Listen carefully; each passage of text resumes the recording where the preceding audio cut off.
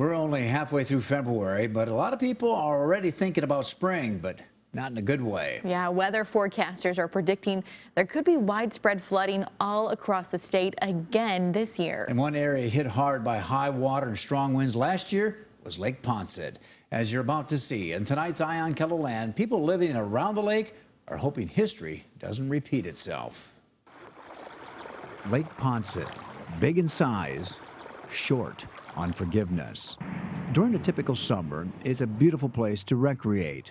But last year was anything but typical. First, it was ice, then heavy rain, followed by violent wind. They sent across a wave of emotions for people who have lake homes here, like Candy VANDAM. The waters came up, the winds came up, the ice came up. The water got so high and the winds so strong, they literally beat VANDAM's house so badly, it was no longer livable. We made the decision that we would take the house down, raise the elevation on the property about 4 feet, and rebuild. John HURLEY, who owns HURLEY Excavating, used his excavator to demolish her home. But he also spent countless hours trying to help other homeowners like VANDAM rebuild their shorelines.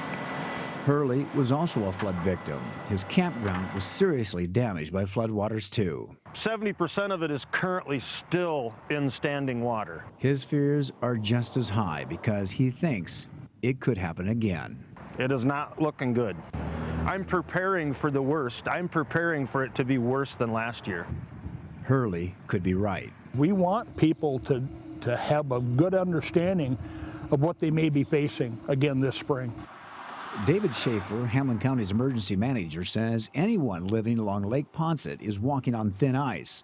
That's because the water tables in the area are at record capacity. The lake is already 2 to 3 feet over full, and the snowpack has 2 to 3 inches of moisture.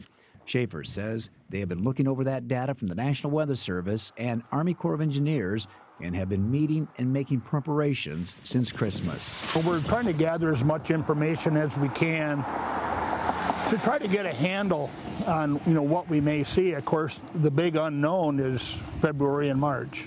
We've got an inventory of sandbags on hand, and we've already talked to our contractor, that'll deliver sand again this year. And all those plans have been well underway, for weeks and weeks already now. He says everyone in the area, not just lake homeowners, but everyone should start doing what they can now to protect their properties. All indications are that we're certainly going to experience some degree of flooding again. That's why HURLEY is taking action. He has bought dozens of large concrete panels. We're going to attempt to build seawalls with these concrete wall slabs. It's all an attempt to protect shorelines. I own 700 feet of shoreline on Lake Poinsett, and the first wall we're going to build is going to be my beach.